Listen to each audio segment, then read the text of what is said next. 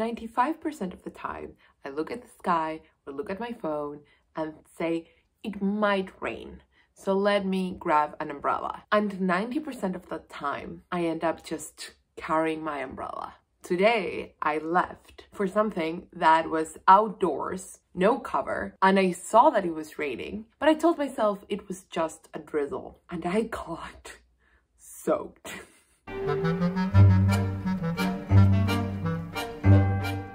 Hello everybody, I'm Roxy. This is Geoffrey.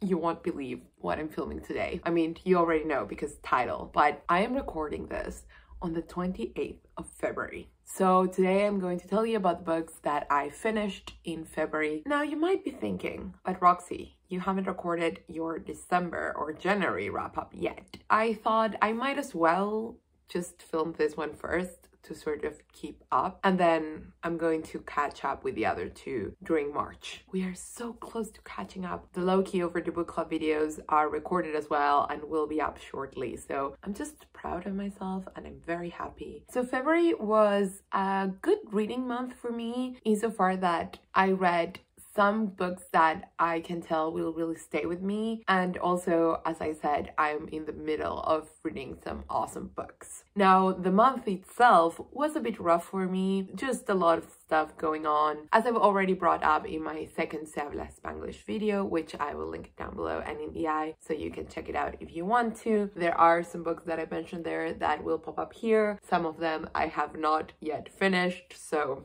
bear that in mind. First, though, I have to tell you that there is a book that I'm not going to mention because it's part of the BookTube prize. And if you're wondering, just one, yeah, I'm a little behind. But I am catching up. I am in the middle of 3 BookTube prize books. There is one that I know I'll devour, and then there's one that is really short. So I'm catching up, guys. I'm catching up. Let's start with the other book that I'm not going to talk loads about, and that is Audre Lorde's The Master's Tools Will Never Dismantle the Master's House. Boy, do I have trouble saying that. This book is part of the low-key over the book club. I have already filmed that video and it will be up hopefully later this week. So if you've read this, you will have the outlet to discuss it really soon. But I really loved this. I highlighted so much. I interacted with it so much. I just thought not only the ideas are still super necessary and still ring super true and fresh, sadly in a way, because it means we haven't made that much progress, but also it speaks to the way Audre Lorde thought and communicated her ideas. This is a collection of 5 essays all about race and particularly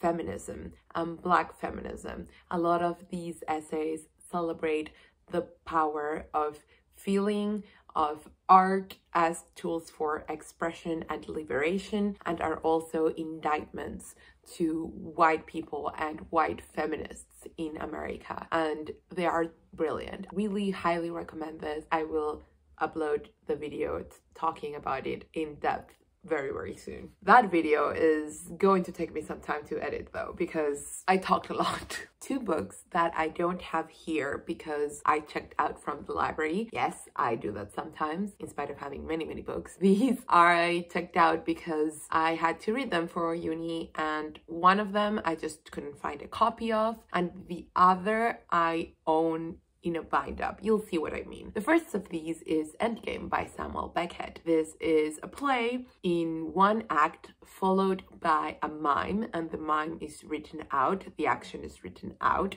I love Beckett, and the reason I didn't buy it by itself is because I own the complete dramatic works. I have them in Chile, but I don't need a duplicate. So I just checked it out of the library. It was really good. It's about how to describe a Beckett play. It's about these 4 people: Ham, Clove, Nag, Nell. And Ham, more than a protagonist, is sort of the center that holds everything together. He's blind and unable to stand, and Clove is his servant, and then Nag and Nell are his parents, and they enact all of these situations. A lot of little narratives begin to emerge. It starts with Clove preparing his master for the day, but then all these little disputes and scenes escalate, but then de-escalate in a very Beckettian fashion, and it's like very circular, but of course it's the end game, so it's sort of the end of times, presumably also of Ham's life. It's been subjected to so many different interpretations, and actually we read it alongside this essay by Adorno called Trying to Understand Endgame, and though I didn't agree necessarily with all of his points, it is worth the read. I will link it down below. I'm sure it's open access. If you like Beckett and you've already read Waiting for Godot, and if you're craving more of his dramatic works, I think Endgame is a really good progression. On the same vein, very absurdist, but it has these really impactful moments. There is something in absurdist theater when it's done well and with certain sincerity that I find in Beckett that sometimes he doesn't communicate in his interviews. He likes to play this completely apolitical, completely this doesn't mean anything guy, but the repetition and the movement of the play, I think, really helps to construct meaning in many ways. We are bio machines designed to find patterns and find meaning. And although he, through this repetition, tries to create a completely static narrative, it's not really static. It's more historically circular. All these just really high intensity moments, and of course they go nowhere, but it's constructed in such a brilliant way. And then the mime after, it's almost a slapstick reinterpretation of the myth of Sisyphus, but with a different conclusion. And I think so much of what you're left feeling after such a performance would be how the person plays it. And also it's supposed to be accompanied by a specific music, and I haven't looked up what that music is. But yeah, very, very interesting. I really recommend it. I recommend Beckett in general. I think he's one of those authors where you can really pick everything apart and find many meanings and many levels of interpretation or possible interpretation. But then you can also just enjoy it on a very visceral, take it as it comes, and it's still an enjoyable experience, which for me is always the mark of a great, great work of art. So that was Endgame by Samuel Beckett. That took me longer than expected. The other book I will have so much less to say. It's Mercian Hymns by Geoffrey Hill. The funny thing is that we had to read 2 other long poems for this class, and we talked so much more about the other poems than this one, and this one is the one that I wanted to discuss the most because it's the one that I found the least accessible. But in any case, it's narrative. It's being called prose poetry because it's 30 poems, but it's also one long poem. But I think Geoffrey Hill prefers to call them versets. It's part of these, and it's part of this whole post-war 20th century long poem where apparently a lot of poets are trying to sort of look back on epic pasts, but also use the form to discuss the present and sort of this lineage of British identity. I might be wrong. So this is about Offa, who was, I think, an 8th century ruler of some Anglo-Saxon kingdom, and it's interspersed with Geoffrey Hill's own childhood. And at some point, the two sort of intermingle. You think Offa is experiencing the modern times, and it's an interesting effect. I definitely would need to reread this to honestly review it and critique it, but I don't think I'm going to. This was really not my thing, so I don't have a lot to say about it, but it's fine. He's like a really important poet. I'm sorry I was so unhelpful. If you've read this, please let me know. It was one of these things where we also read Briggflats. I just read the poem, that's why it's not on my list, but everyone who had done their undergrad here in the UK or are British have read this, and I was completely clueless as to what this was and why it was so important. So let's move on to the third of those poems, and this is Dart by Alice Oswald. This one I liked a lot more because it's more lyric than the other two. It's about this community that forms around the river. It's very polyphonic. It's supposed to be just the river speaking, but every person that has ever interacted with the river is sort of contained within it. And it has some beautiful imagery, and it also has, I don't know if you can see this, but yeah, the small notes there. One of my classmates did point out that Alice Oswald is this like aristocrat who is a bit exploitative regarding the people she writes about. She's not really part of this community. I have not fact-checked that. It's just a factoid that I think is important to bring up. I did enjoy it. As I said, still not my thing, but I did appreciate, especially when image married sound. So for example, when it says, like after rain, little trails of soil creep, loosening to streams. If I shout out, if I shout in, I am only as wide as the world's aperture. But listen, if you listen, I will move you a few known sounds in a constant, irregular pattern, flocks of foxgloves, spectating, slightly bending. She has these words at times. So almost you can forego the narrative, and if you put a gun to my head and tell me to explain the narrative, I probably would die.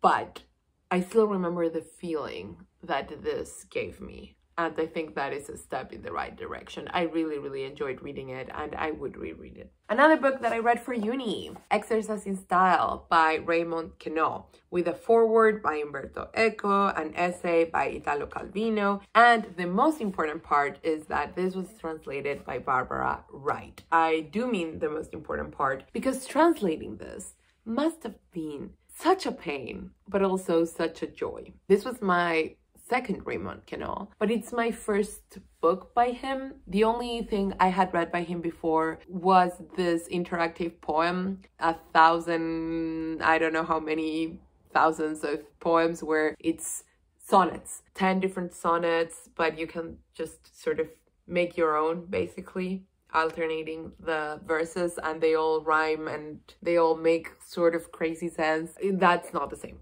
So I finally read a book by him. I've actually owned this book for such a long time. I ordered it easily more than 4 years ago, and I never read it. So when I saw it on the syllabus, I brought it. Oh, and I think you might know this because I talked about it in my The Books She Carried. And if you haven't checked out that video, I will link it down below. It's like a book haul with my own books. Anyways, this is an experimental book where Raymond Queneau devised this scenario. Two people bicker in a bus and someone observes them. And then he sees one of the people who was fighting in the bus with another friend, and he's giving the first person sartorial advice. But he retells this story in many different modes and styles, and or using different literary forms or manners of speech. So to give you an example, exclamations, comedy, philosophic, gustatory, olfactory, permutations by increasing groups of letter, parts of speech, homophonic, dog Latin, pig Latin, modern style, futile. So all of these things. And it ends with a bit of a funny twist. I like this, but I would have cut some of the exercises. It is self-indulgent. I think a lot of these Oulipo tactics are fun to do, but are not necessarily fun to read. My personal philosophy is big on editing. Very clearly, he put so much effort into this. That's why it's so hard to translate, because you need to keep the device or the gimmick in it, but it also needs to make sense in English. So kudos to Barbara Wright. She did an amazing job. But yeah, as I said, this is not that short for what it is. Remember, you're reading the same story over and over and over. And also, I had to read it in a very short amount of time because I had to get it done for class. And again, some of the tellings were just so boring. But then there were others that were so fun and so illuminating and really brought attention to either the scene or the style or the figure and its possible uses, or even mocked them at some times. So it really is worth checking it out, but could have been a bit shorter. But I still enjoyed it. I still think it's super smart. If you are interested in writing, I definitely think you should check it out. Then I finally got to the end of the earth by Jonathan Franzen. I've talked about this book a lot It first surfaced in my nonfiction November TBR, link down below to that. Clearly I didn't end up reading it at that point, but you can check out that video because it's fun. Danny helped me pick it. And then it also popped up in my 22 books for 2022. This is Franzen's latest, if I'm not mistaken, collection of essays. It is sort of a primer in what Franzen loves and how he thinks about life and conservation and fiction. So if you really want to check out Franzen as a nonfiction author, beyond just reading a few of his pieces online, then you cannot pick a better book. I just really love how he writes. He challenges a lot of my ideas about technology and conservation. He's also an activist. He is very, very involved in bird conservation, and the way he goes about it is, we need to do something now, and it's so pragmatic but at the same time idealistic, because he's trying to save species that are in immediate danger. So how he thinks about the contradiction that entails trying to save something when it seems hopeless, it's just so illuminating. And of course, I love how he writes about it on a sentence by sentence level. He also writes here about writing itself, and he also reviews a photo exhibition called The Regulars. The way he reviews it is why I still believe in criticism. Here, they also reprinted the article. I think it was originally an article, and then it became the introduction of the 3 Novels of New York Deluxe Penguin edition of the novels of Edith Wharton. He really likes Edith Wharton, and regardless of what you think of her, I do like her writing, but she's not one of my favorite authors. I do need to read more by her, but I also know she was like a terrible person. I still want to read her novels. Regardless of how you feel about that, the way he takes her novels, which he clearly loves, but explains why they work and also uses them to make broader points about fiction and about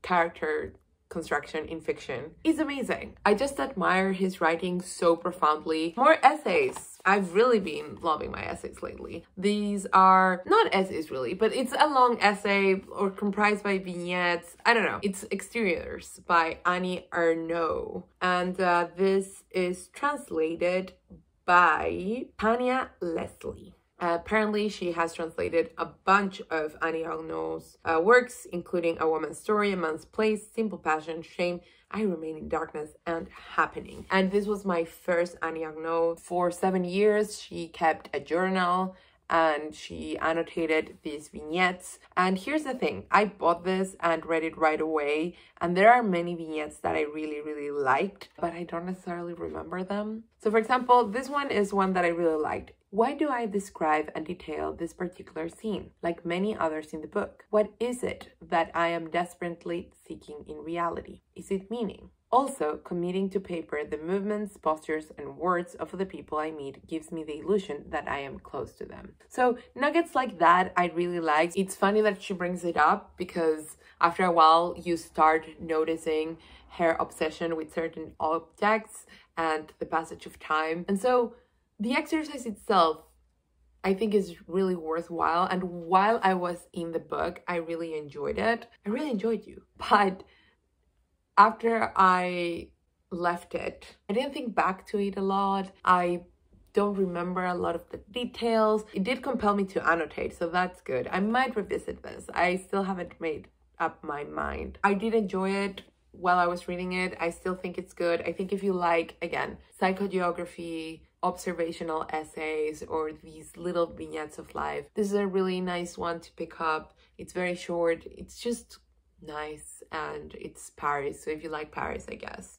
this one might also be for you. A book that took me completely by surprise, Department of Speculation by Jenny Offill. So it's about this woman who is writing like a space book, and she's your typical New Yorker thinky woman, and she's married with a kid, young but walking into middle age and thinking what has happened with her life. And one thing that is super interesting is that she wanted to be an art monster. That's how she refers to herself, but it didn't work out, and she's grappling with the idea that half her life has gone by and how she got here and where she goes from there. And then suddenly she finds out her husband had an affair. The plot, insofar as this book has a plot, moves from there. I honestly thought I wouldn't like this. So how this book came into my possession was that one day, it was a slow day at the place I volunteer, and I pulled this off the shelf,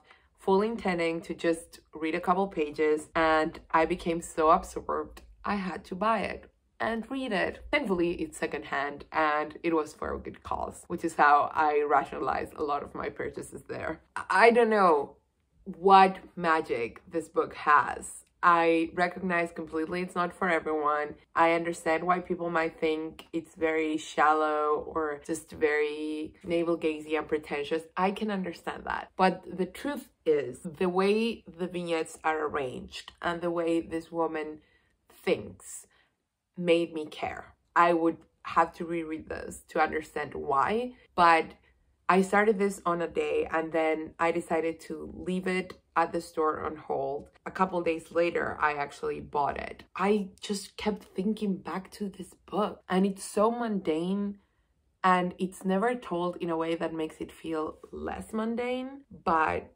there is something there that made me feel all these people were real. And I felt this woman's indecision and this woman's not necessarily pain, but also that, but just all her frustrations and all her challenges. She talks about motherhood and how she didn't expect she would feel a certain way being a mother, but then she does. I don't know, again, if I recommend this book necessarily, because I know a lot of people will find it pretentious and a lot of people won't like it. But if you like this sort of choppy trivia tidbit sprinkled narrative about thinky women and how they process the world, I just can't recommend this enough. Then a book that unsurprisingly I loved, Selling Manhattan by Carol Ann Duffy. This is her second collection of poetry. How was she so good with this being her second collection? I haven't read her first, I think. I need to read that one. Started slow for me. If you see that, like, the first half or a third of it has no post-its, and then I haven't even finished putting all of the sticky tabs, but all of them are second two-thirds. I think I didn't like the first poems as much because they were, again, like more narrative and sort of harping back to these folk tales, and I don't hate that as a concept. I just don't connect with it as much. There's still a couple of poems I love that have that narrative feel. There are so many poems about immigration here, how people in other countries sort of connect back, and the feelings of nostalgia and hope. And there are lots of poems about romance. You know, I'm not super crazy about romance in general, but the way Carol Ann Duffy writes about it, it's just so good and sincere, and she's very accessible but also very clever, which is what I love the most about her. And she has that perfect marriage of image and sound that I love. For me, that is the secret to poetry: image plus sound. It also gets gay. I just really love her. Now I get to buy another collection by her, so exciting. And the last book that I'm going to tell you about today is this graphic novel right here, The Bind by William Goldsmith. Here's the story of this book. I went on a walk because I was sick of everything and I couldn't make progress on my essay. I made the mistake of walking into an Oxfam, and then I found this one for £5. This beautiful graphic novel. No, let me.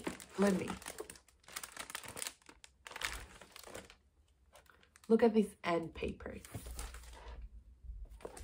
And look at the art style. The palette, oh, everything. It's about bookbinders, guys. So of course I had to get it, but because I really couldn't justify it otherwise, told myself I had to read it right away. And so I did. Twice this month, I bought something and read it right away. Anyways, this tells the story of 3 bookbinders. The father, who at the start of the book has already passed away and appears in the form of a ghost, and 2 brothers, one of which is very flamboyant and over the top, and he's the real bookbinding talent. And then there's the older brother, who is sort of the down-to-earth one that keeps the business going, and they are the most important bookbinders. And something happens with a poetry book that is very expensive, that causes a rift between them. For some reason, I thought this was going to be a children's graphic novel. I mean, not like children's, but middle grade, something like Brian Selznick, sort of. And then I started reading it, and this panel popped up. It's talking about how Victor, the younger brother, is the best bookbinder, but he knows it, and it says, little shit. And I was like, oh, okay, I don't think this is for children. And then there's this.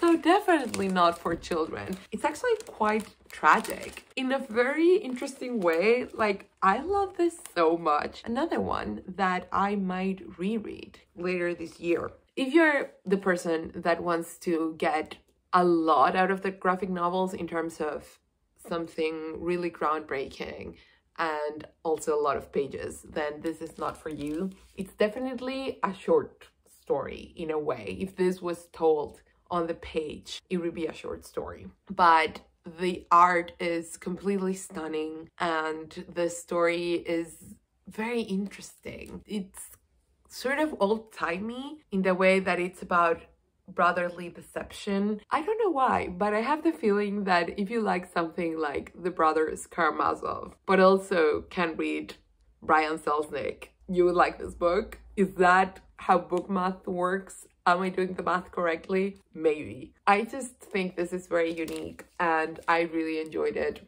So that was all for today. As you saw, all the books that I actually finished were quite slim. I'm okay with that. I am in the middle, as I said, of many books, and I've also been doing a lot of reading for my uni. So as long as I'm enjoying the reading is all that matters. Have you read any of these books? Do you want to read any of these books after hearing me talk about them? Any and all thoughts can go down below. Always super happy to get comments and know what you're up to. So if you're reading something really interesting or something that you're hating, please let me know. I hope you're doing okay. I hope you're feeling all right. Yeah, just sending lots of positive energy for whatever it's worth, and just a hug from this corner of the world I inhabit. Take good care of yourself, eat something delicious, and tell people you love them all of the time. See you next time. Then I have two other videos. Oh my god. Then I have two more videos to now where we are. Yeah.